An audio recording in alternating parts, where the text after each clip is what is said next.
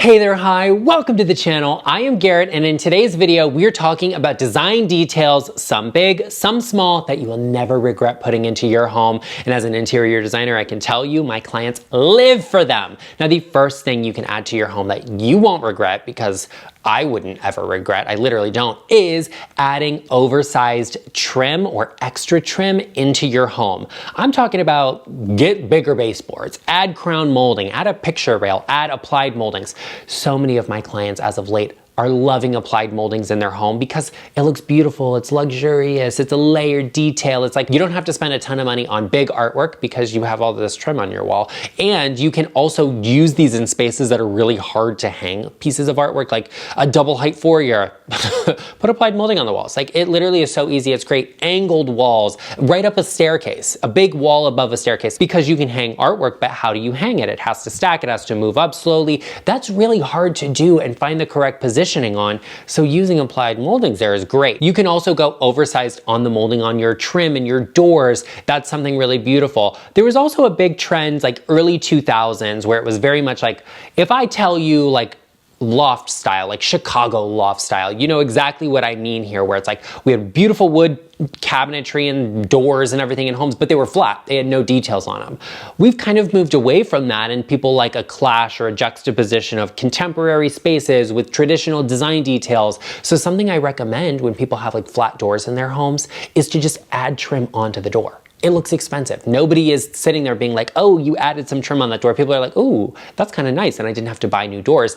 Which, let me tell you, replacing all of the doors in your house, I've done it. It's not inexpensive. It is very, very expensive, especially right now it is very expensive. But all of these things are great to consider in a home because they add in a lot of details without you having to buy a lot of physical items or pieces of furniture or artwork. Adding oversized trim, you'll never regret it. It always makes a home look more expensive to have a great trim package in there, and you can add that in over time. Another design detail that you will never regret bringing into your home, and I can tell you, you cannot go back from it, never, okay, is pinch pleats. Once you go pinch pleat, you never go back. It's the truth. I can't envision my life before I had pinch pleat drapes. And I always say this to my clients, do the pinch pleats. It's so nice. It looks so expensive without it actually being that. And something that's really great is that you cannot just like quickly throw together and machine stitch, or, you know, like all of these things, pinch pleats. Somebody has to put that hand work into it. And I really appreciate that. I really, really appreciate those little bits of details. Yes, you pay a little bit more for them, but in my opinion, you get a lot out of it. Great window treatments always make a home look expensive, and pinch pleats are the easiest way to do that. You get extra folds that create more vertical lines and elongate the walls and the ceiling height in your space. And I just love that. I think it's so fantastic. Pinch pleats also, you get a lot more volume of fabric in the same amount of space, and that's really good to have as well. Something else you will never regret bringing into your home is some great interior design advice. And when you get stuck and you need some help, you can always come to me. You could book a one-on-one interior design consultation with me where I can answer any and all of your design and decorating needs. You can go to the description box down below and book that, or you can go to intro.co/GarrettLeChic. Now, another design detail you will never regret bringing into your home is a painted ceiling. Once you have great ceiling details, you will never enter or go into a space that doesn't have them and not see the fact that something is missing. I love a painted ceiling. I adore a painted ceiling. And the way I really got into the whole painted ceiling thing, or like a ceiling detail, is we bought a house that just had painted ceilings. Like we moved into it and they were already painted. And we were like, this is weird, like this is different. And then when it came time for us to repaint the house, because obviously I didn't choose the colors in it, so they had to be changed, I was like, do we go white on the ceiling or do we paint it to match the walls? Like there's no question. Like, you cannot go back from having a painted ceiling into just having like a flat white ceiling. It's impossible. I love a painted ceiling. I love a painted ceiling because your ceiling is such an underutilized part of your home that painting it a color, whether it's the same color as your walls or an accent color or something a little different, makes the world of difference. In my home, we do have all white ceilings, but that's because we added a lot of ceiling details. We did paneling, we did molding, I did faux coffered, I did shiplap ceilings because it fits the style of my home really beautifully. Those details are enough that I can leave them white, but you can also paint a ceiling I love it. I love it so much because a painted ceiling is just such a great detail to bring into a space. It really is a designer detail because everybody out there, everybody in the world, everybody, you know, across the nation, the land, the universe, whatever, they're not painting their ceilings because it's just not something they're thinking about. It's adventurous. It's different. You really have to be brave in order to do that because it is something different. It's unexpected, especially if you use darker colors in your home. Painting your ceiling dark, like, whoa, you know, that's something big.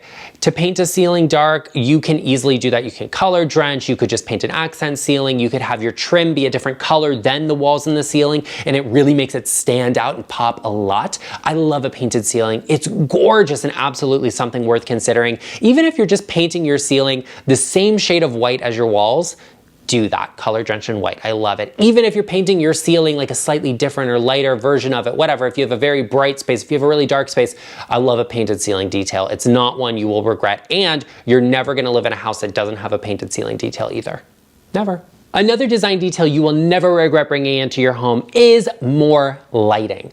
Lighting is great, layered lighting, it's just soft, it's beautiful. You can completely change the feeling of your home from day to night using additional lighting. Most designers will tell you they have 20, 25, 30 lamps in their home because we love lighting. We love to have as many lamps. Put one in every corner, one in the center of the room, two in that one corner, and then let's get some overhead lighting. Maybe we put some LED lighting into the trim. There's also a big trend right now where people are adding spotlights into their floors by like doors and windows and stuff to like get, you know, this really great projection of light upward. I absolutely love it. I love it. And something I'm doing with a lot of clients right now is we are going in with spotlights on the ceiling. Instead of doing like, you know, that flush mounted recessed can light type thing, we're going in with spotlights so we can really project the lighting onto walls to create this bounce of light that has just an interesting feeling to it.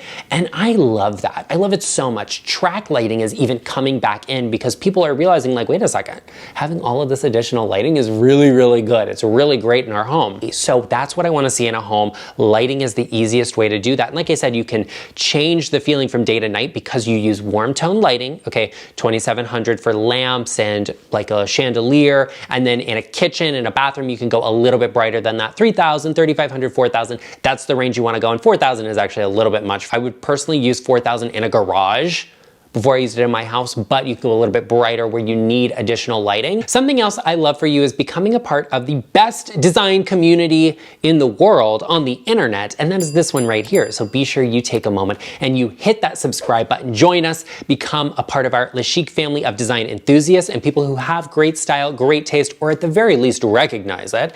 And we can achieve that in our home, so be sure you join us. I also would greatly appreciate if you helped share this video by sharing it with anybody you think could use it and giving it a like. Another design detail I talk about all the time with clients and nobody ever regrets is going oversized with your vent hood. I actually have a client right now where we're doing so much great work in our home and it's modern and it's chic and it's minimal and it's very like Paris style, and we're like, go oversized with the vent hood, like get a big vent hood because we're not doing a ton in the kitchen. She doesn't cook a lot, so we want something really beautiful and statement like, go oversized with the vent hood. And what I mean by that is like, let's say you have a 30-inch oven, get the 36-inch vent hood. If you have the 36-inch cooktop oven, like, okay, let's get like a 40 or a 42-inch vent hood. Like, get it big, get it oversized, especially if you have taller ceilings. Like if you have 9-foot ceilings, getting an oversized vent hood is going to balance out the proportions and scale. We don't want some like skinny, tall thing, like, you know, string bean type of looking thing up to the, no, it just doesn't look good. It just doesn't look good. We need a big, stately vent hood to really create that bold impact. And you can also have that encased in cabinetry. You can have it kind of blend in and that's fine, but also you get a lot of use out of an oversized vent hood, right? They are sucking up more air than probably is necessary. There's more ventilation happening and it's getting up all of the cooking smells and the steam and the grease and all of the things. And I'm so happy about that. But oversized vent hoods always look amazing. They have great function and utility, but the aesthetics are there for me. And sometimes you compromise. You'll like do something that is just beautiful because it brings you joy, but it maybe is not the single most functional thing. This is the opposite. You do it because it's extremely functional, but it looks good. You'll never go back to having a standard size vent hood once you have an oversized one. You will thank yourself for it because of what it will do to the overall design and aesthetic of your kitchen. An oversized vent hood, oh, brings me so much joy, and you will get that joy too. Another design detail that that nobody ever regrets. Nobody ever regrets, and it's probably like, it's a classic at this point. It's not a trend, and it's something everybody should be thinking about. I always, when we talk about kitchens with clients, this is always a conversation that is had, and that's a slab backsplash. We love a slab backsplash because there are no grout lines. Okay, it's just easy to take care of. It's easy to clean. Why wouldn't we have it? Especially if we're going with some great stone or material in a kitchen. Why would we not do a slab backsplash, right? Like, come on now. Like, it just looks really good. And there's a number of things you can do in this realm or niche that actually are very functional and look good, but provide a lot more function than you currently have. Let's talk about a tile backsplash. Tile backsplashes are great, but they have grout. And I love a tiled backsplash because you can go in and add them after the fact. So if you buy a new home and you don't have the budget to spend a lot of money on the backsplash, you can do that later on. We can take off the little splash back, the little 3-inch piece of stone, take that off and then put beautiful tile up there. And it's great. It looks good and it's wonderful. And if you're gonna do that, do it. Match the color of your countertop so it just has that effect of continuing upwards. And I think that's great. But you have a lot of grout lines. Sometimes you pick a more delicate material or something that is just a little more trendy because you kind of pick what you like at the time. And then 5 years on, you're like, ugh, who picked this? Like, no, we have to redo it. That's a conversation I have with a lot of clients where they pick something out and they're like, I don't know what I was doing or thinking. And then I came here and the people had it installed and I realized I didn't like it then. So now I have to redo it again. You don't want to be that person. So when it comes to clients that are like, hey, I don't want to replace my countertop. So maybe they have something simple. They're like, I have a white quartz countertop and yeah, it's really functional and it looks good and I don't want to spend the money replacing it. I'm like, let's look for an alternative material in a similar color that is a slab because we can get a lot of bang for our buck there. We can also use oversized tile, and then we only have very few thin vertical grout lines that we can put in, and we get that slab backsplash effect. And because the backsplash is vertical, we see more of it than the horizontal surface from a distance, and so we can do something really interesting there. We can do a marble backsplash or like a porcelain look marble backsplash with a quartz countertop. It's fantastic. You will never regret a slab backsplash, and you don't have to use the same material on your countertop and your backsplash either. It's not a design detail you will go back from or regret, even if you're just doing granite. If you're doing, you know, a simple granite or an interesting granite, let's say, and you want that really strong, that durability granite has, putting it on your backsplash, okay, you like the granite, just add more of it. Put it on the backsplash. Actually, granite is harder to match with tile than anything else is. So I would say if you're doing granite, please take it up the backsplash because it's gonna look really good. You will never regret doing a slab backsplash. It costs a little bit more, but it looks well worth it. Another design detail you will never regret is adding in an antique to every space, regardless of the style. Actually, I would say, especially if the style is modern or contemporary, adding in an antique is going to create personality and character. And it doesn't have to be an antique chair or a big antique cabinet or something you inherited from your grandmother. Like, those are all great, and if they work stylistically in the space, absolutely bring them in. But you can do an antique vase or a jar or a little box to store things in.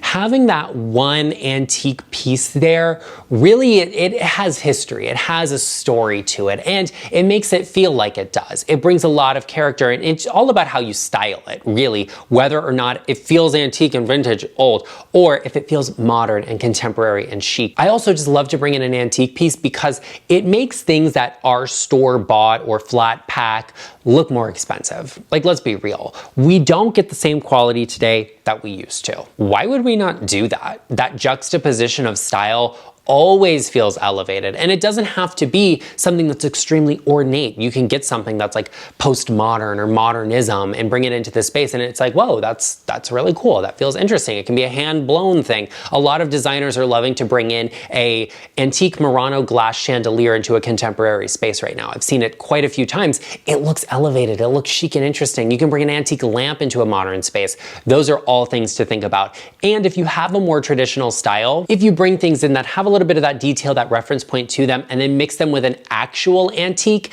it starts to make everything else feel more authentic and look good, and you don't have to rely as heavily on those detailed pieces because that antique has it. Another design detail you will never regret bringing into your home are handmade elements and items. I love a handmade element because you can customize them, because there's a little bit of a story there, because, you know, it's just an interesting piece to bring in. We're supporting smaller businesses, local businesses, and I really love that. And what do I mean by a handmade element? Because there's a lot you could go into there, right? Like, you can get a custom upholstered sofa, and if you actually are having a custom sofa made by a local furniture manufacturer near you, a small batch manufacturer, you can have it made to exacting dimensions that fit your space perfectly. I'm a custom pillow person. That's where I am always gonna be. I'm always gonna have a custom pillow made, handmade by somebody, somewhere, in some sort of fabric that I like, whether it's an expensive designer fabric or it's something more affordable that's just the perfect color match for a space. I always love to look out for a handmade pillowcase, or cover, I should say. And that brings me so much joy. You can also have things monogrammed or embroidered, custom rugs. I love it. If you are a rug person, you're looking for a rug, a high-end rug, a nice rug, go on to an Etsy and look at all of the sellers, find a rug you like, and message that person and say, hey, can you custom make this rug for me in this exact size? How much is that gonna cost? My clients absolutely love that, because sometimes your home is just not conducive to a standard size piece of furniture or a rug or whatever. You can have something customized or made specifically for you. Now that we talked about some design details that you won't regret, let's talk about something else you won't regret: decorating like a designer. Be sure you check out that video right over here to learn all about how to decorate your living room like a designer, and I will see you over there. Oh, and by the way, thanks for watching.